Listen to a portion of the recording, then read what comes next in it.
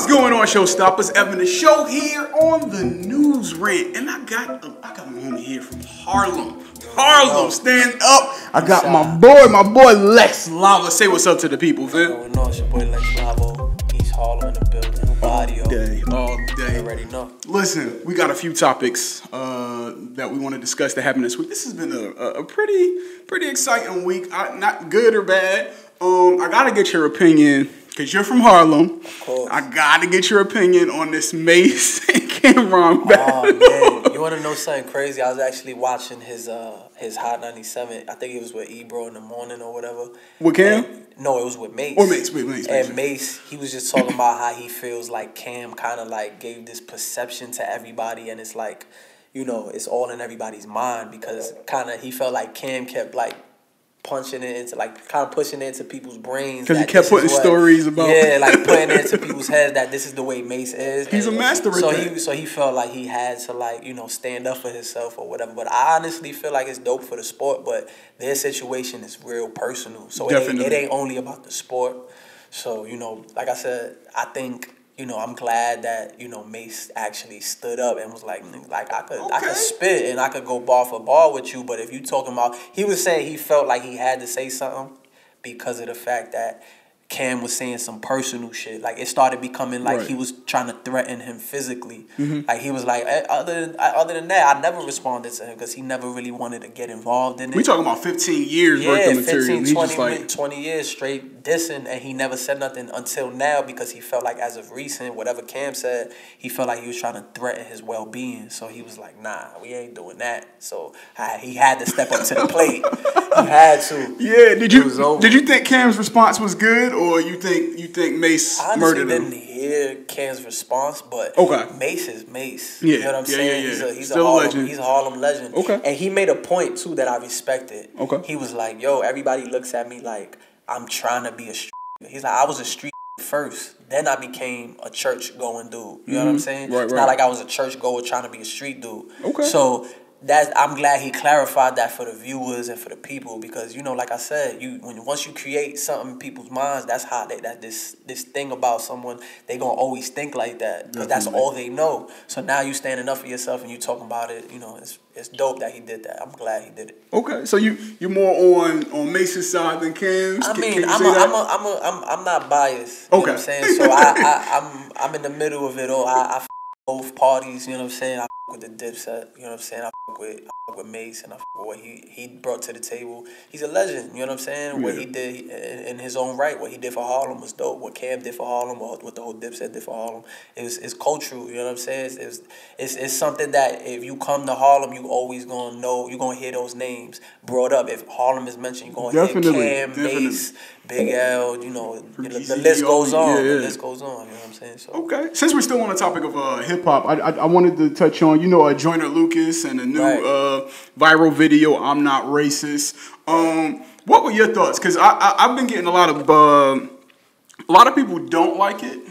It's crazy, but there's a lot of people that do like it. I'm on the side of people that do like it, but a lot of people have been like, oh, I don't think he should have him saying the N-word, blah, blah, blah, blah, blah. But I think in order to get the message across, I think it definitely had to be used. I mean, yes, definitely. But considering the climate of today's, like, of hip-hop today, it's like they probably wasn't used to, they didn't expect to hear no shit like that. I don't think anybody expected it. No, and I'm glad somebody, you know, of his stature did what he did and said what he said. Like, that definitely brought controversy, and I feel like hip-hop needed something like that right now. Yes, definitely. Now, let's move right along. There's a lot of people losing their jobs over sexual misconduct and all of that stuff. And the world going to shit right now. Crazy. A lot of people. Well, most recently, Matt Lauer from Good Morning America, and then you got Russell Simmons even stepped away from his companies today. What? Because of some sexual misconduct allegations. Yeah. It's so crazy you're talking about that, though. And, you know, I've had this conversation with, you know, even females in the industry.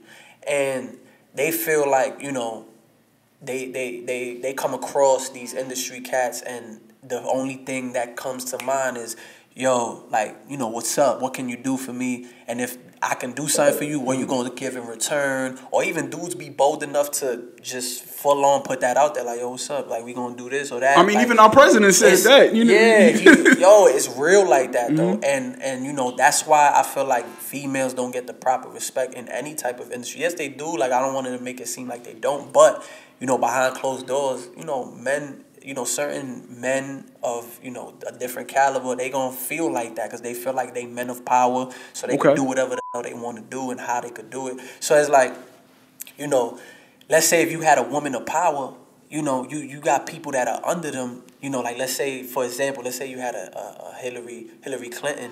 She got scrutinized for something, and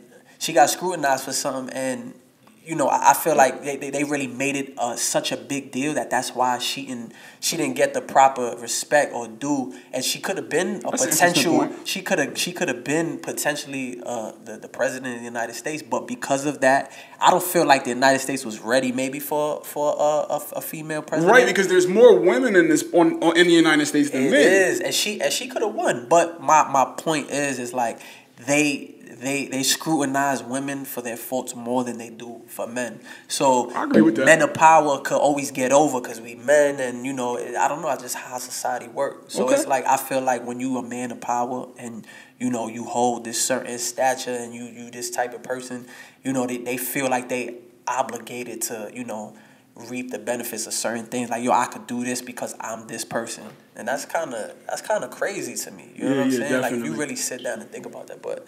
I mean, that to me, that I don't condone any of that sexual abuse or even any type of activity of that nature. Like that shit is not condoned. Definitely shouldn't be condoned. Now, on an even heavier note, I know I'm putting the matches like, oh man, Libya. Have you heard about the slave trade and stuff and all of that going on? Yeah, Libya, right? Yeah, that's.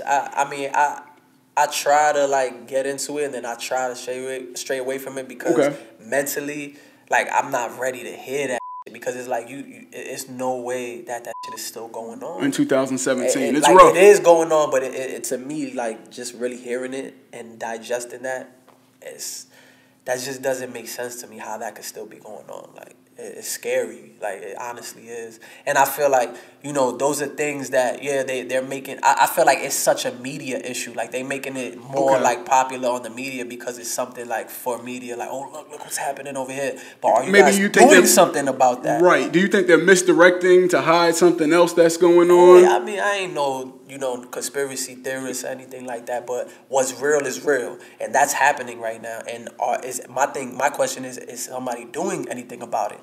It's more than one thing. Like you, that's true. A lot of people are posting it, but they'll go back to their everyday lives. No, I'm talking about like the media, the news. No, like the authorities, like, you know, police, feds, whoever. You know what I'm saying? Is anybody doing? That's not legal. Right. You know what I'm saying? Like, I know 4 countries. I mean, I don't know how it is in foreign countries, but regardless, I feel like that's something that should be taken care of and nipped in the butt. That should not be happening right now. But since it's such a foreign country, and I guess it's not a priority, but they want to talk about it because they got something to talk about to put in the media. Like, it's corny. Like, are you going to do something about it is the question they should be asking. I know there's 4 countries. I don't know them off the top of my head, but they've actually sent planes to have a lot of them evacuated. So that the good thing about social media and media, they are doing something. Right. Okay. It's not everybody, but I'm glad that this was exposed finally. But it should have been done a long time ago because people have known people've known about this for years, but like just haven't been doing anything. Yeah, that's crazy. This Lex LAVO, bro. Yes, sir. Where's that name come from?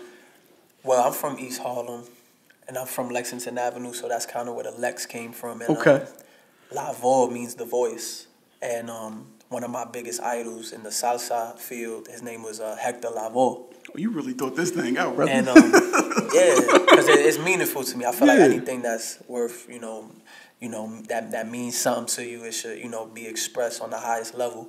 So, the LAVO is, it's more symbolic as, I'm the voice of my people. I'm the voice of the voiceless. That's deep. I'm the voice of, where I come from, East Harlem. I'm the voice of, my Spanish people as well, my Latinos. So that's pretty much where LAVO elects the voice. Yeah. Okay.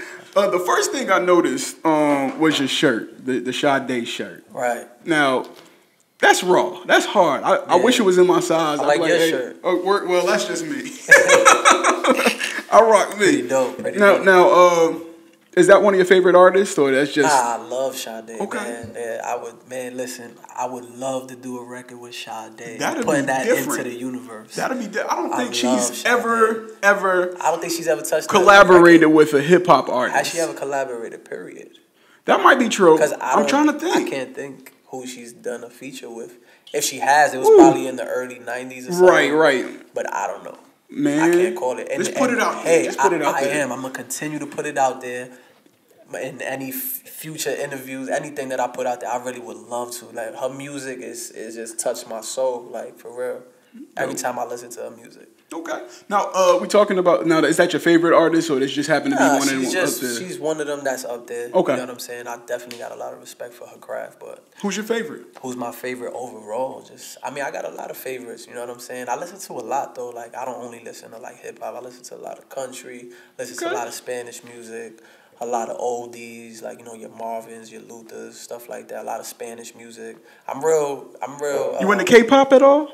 Who? K-pop. He like, no, I ain't Who's that. I don't think I like the Korean pop? Korean? No, I don't think I No, it's taking America by storm right now. I've been seeing that. I've been seeing, as a matter of fact, I've been seeing K-pop something like fans that. Yeah. Check out Big Bang and all of them, man. Yeah. Yo, listen. Okay. Nah, I never heard of them, but I'll definitely check into it. I feel like regardless, dope music is always gonna resonate with people. So wherever it comes from, whatever language, that's just what it is. Like, one of my godfather, he makes Spanish music. So I've been around it a long time, and he tells me, he goes to, like, overseas, and there's people that just don't even know the language, but they still know the words. Yes. So there's no language barrier with music. Nah. You know what I'm saying? It's always like I said, whatever touches the heart or the soul is just good music is gonna resonate with real people. So that's just what it is. Do you feel like your music is like a smorgasbord or a collective of different genres? Or eventually it is gonna be. Like right now, like I feel like I just had to like plant my feet as a hip hop artist. Yes. Lyrically, content wise, like I feel like those are things that I feel like needed to happen first, and then I could branch out and do other things. You know what I'm saying? That is the realest thing I've heard a lot. Any of the artists that I've interviewed, man, because a lot of people like, my music is for everybody. Right now, you like, hey, right now I'm focused. I know what I want to do. Yeah. We can branch off later. Nah, of course. Like I even like making R&B tracks. Okay. I eventually would like to make a pop record, maybe. Okay. I'm not biased. I'm not biased to any type of music. Like I said, whatever, if it's good music, it's good music. It doesn't matter. Like I feel like people are afraid, like, and I don't use that term loosely. They're afraid to make, different type of music because of their image or how they're gonna be perceived. True. That's why I respect Drake amongst all of these artists in the industry, because he's not afraid to step out of his comfort zone and be, this big artist that's safe and comfortable in his skin to, do a singing record or, do a pop record or anything. Or even like he's done, Caribbean style music. Like he does it all, and that's why I respect that, man, to the fullest. You know what I'm saying? So, and people don't know. People always clown Drake, and I don't know why. I really think he's dope. Because they're afraid of him. They're afraid of what he is. You know what's funny? You know what I'm saying? A lot of people don't realize that he used to be like, he wasn't even a rapper. He was like a singer. He was in a group and everything. Like with I can't remember the chick's name. She's dope right now. Janae? Nah, they had a whole group and they kicked him out because it was like he wasn't musically inclined. That's that. They said that about Jay. Word. They said that about Jay-Z. Jay-Z. Yep. They was like shitting on him. They were like, labels were like, you're not dope. Like all these things, and look where he's at right now. And it fed him, Look where he's at right now. Let's be real here. Do you have any critics that you are aware of?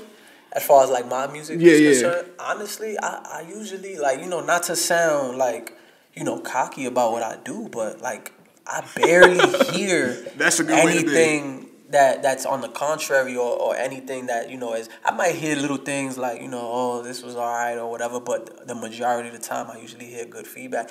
I don't know if it's just being yes man, but there's no way in the world everybody that support me are yes man. You know what I'm saying? True. shit gotta be dope for a reason. I'm here for a reason. You know what I'm saying? I'm around for a reason. People love what I do. So now it's, like I said earlier, it's planting my feet, making my name a staple, and then I branch off and do other things. You know what I'm saying? That shit is just a stepping stone, man. I'm feeling that, man. So, okay, what are your plans for 2018? We got like a few weeks left. What, like a month almost left? Yeah, like a month and left. we in 2018. What are the plans for 2018, bro? Man, a lot, man. I got a lot planned out. I just been real. That's the moving silence, bro. Love, you know why? Because a lot of people, as you know, in the Latino culture, we got this saying, and it's called mal de ojo. Mal de ojo. That means, I don't know how to spell you know, it, people got, you know, envious eyes. You know, they look at you with envy, and sometimes things may not occur because due to that. You know what I'm saying? Yeah. Like let's say you put something in the universe before it happens. And you ever realize that sometimes they don't pan out? Yes. Because you did it before, you put it out there and people gave it that bad energy, and that's what your shit up. Yeah. So now I've realized as of late, I've been real quiet about my moves, and once I did the moves, then I put it out there, then people was like, oh shit, like it was already done in concrete, it was set in stone. So now there's no negative energy to put towards it.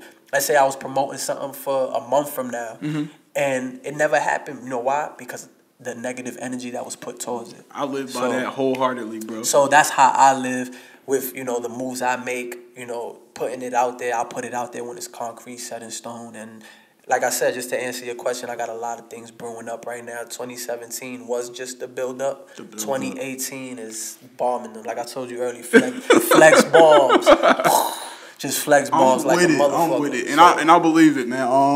How can people reach out to you if they want you to come and they want you to come do a show or whatever? How can they reach you? I mean, you could easily reach out to me through social media or my email, and you could catch my emails on my social media as well. Okay. They'll be listed there. Or everything is LEX, Lex LAVO for everything. You could Google that. Everything pops up. That's how your marketing is on point, bro. Nah, everything has got to be the same. You know what I'm saying? Everything is my name. You know, you if you want to reach out to me for bookings or if you want to feature anything, whatever pertaining to, you know, work and, you know, music related, you know, that's where you can find me on social media. Awesome interview. Thank you for coming through. Thank you for having me. Y'all know where to find me, Evan the Show, all across the board. Thank you for watching. This is the News Rant. You already know, man.